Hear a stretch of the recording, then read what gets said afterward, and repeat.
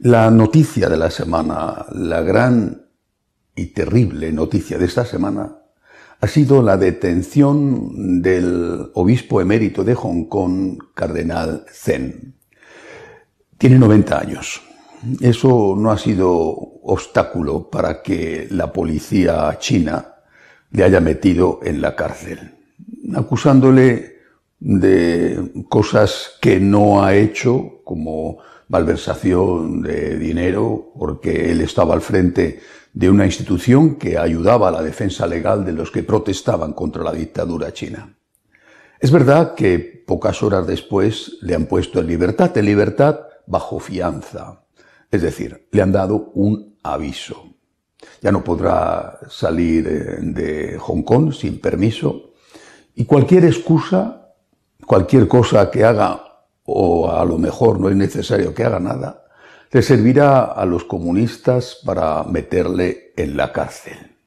El cardenal Zen ha sido seguramente la figura pública más notoria que se ha enfrentado con los acuerdos firmados entre el Vaticano y el Partido Comunista Chino. Unos acuerdos que, por cierto, son secretos.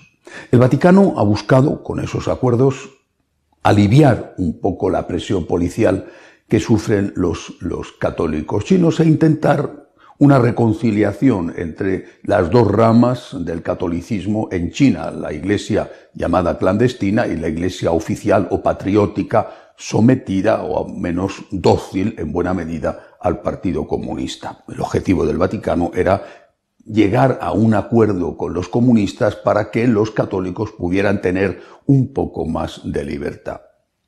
Yo creo que la detención del cardenal Zen pone de manifiesto hasta qué punto los comunistas no están dispuestos a respetar absolutamente ningún acuerdo.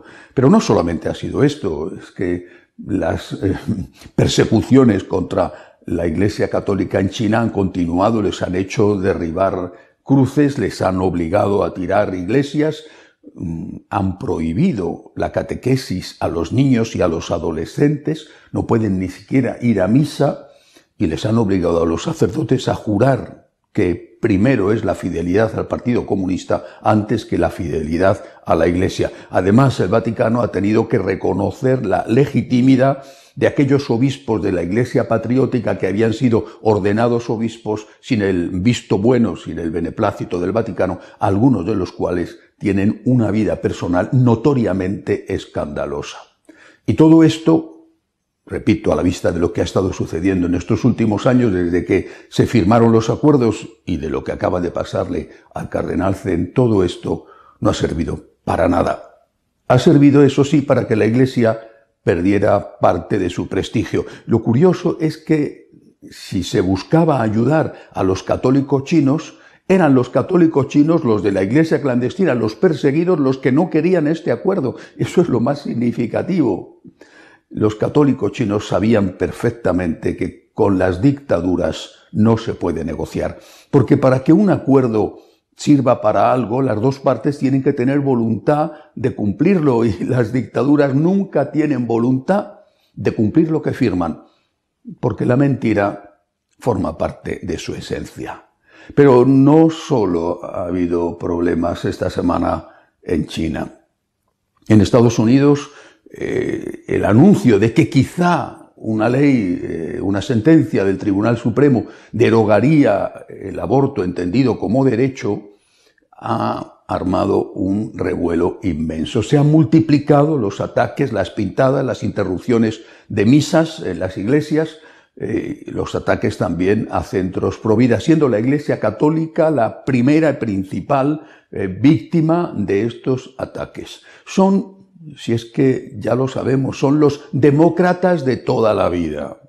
Los demócratas que se llaman a sí mismos demócratas, que son los, según ellos, verdaderos demócratas, los únicos demócratas, ¿pero qué? En cuanto no piensas lo que ellos quieren que pienses, no dices lo que ellos quieren que digas y no haces lo que ellos quieren que hagas, entonces te atacan, te insultan, te persiguen. Demócratas de toda la vida, tolerantes absoluto, eso sí, tolerantes contigo siempre que hagas, digas y pienses lo que ellos quieran. es un ejemplo de aquello que Benedicto XVI denominó la dictadura del relativismo, que en algunos países están ya, por desgracia, acostumbrados a soportar, y en Estados Unidos están empezando a enterarse de en qué consiste. La dictadura del relativismo, que tiene también otros frentes y que va unida a la cultura de la muerte. Por ejemplo, en Colombia, el Tribunal Constitucional, que no sabemos si el gobierno existe en Colombia o no, porque parece que es el Tribunal Constitucional el que decide por dónde tiene que ir el país, pues el Tribunal Constitucional ha decidido que hay que legalizar la eutanasia. Ya lo hizo también con el aborto. El Tribunal Constitucional manda y decide la eutanasia es legal o tiene que ser legal en Colombia.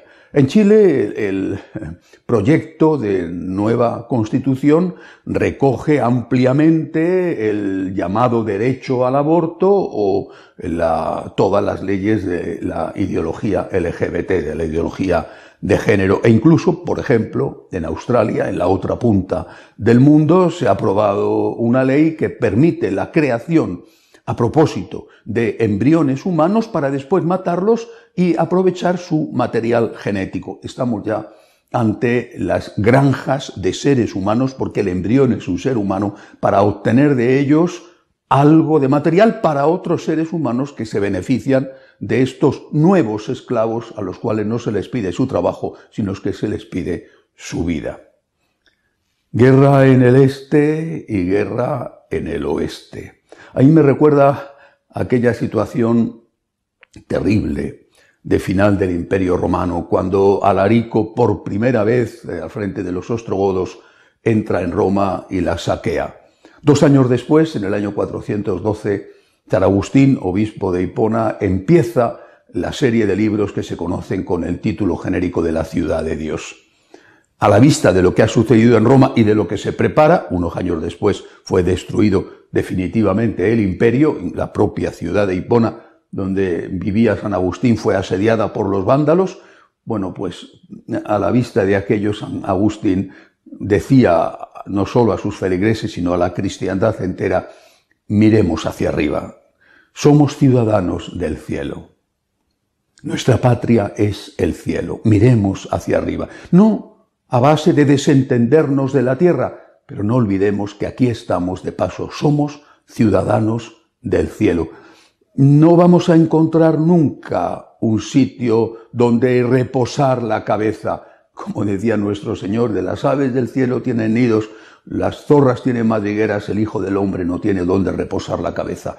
Efectivamente, nunca encontraremos una patria terrena que al 100% se identifique con el reino de Dios, porque también son palabras de Jesús: mi reino no es de este mundo. Se lo dijo nada menos que a Pilato, un representante del poder político, un cínico que le manda matar sabiendo que es inocente por razón de Estado o por sus conveniencias personales o por las dos cosas a la vez.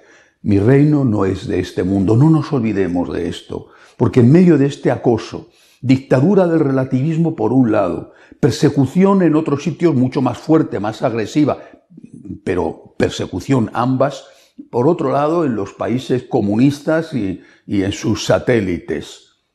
Nosotros tenemos que estar trabajando en la tierra para que sea lo más posible una casa donde el hombre pueda vivir con dignidad, pero sin olvidar que nuestra patria, nuestra morada definitiva es el cielo. Hasta la semana que viene, si Dios quiere.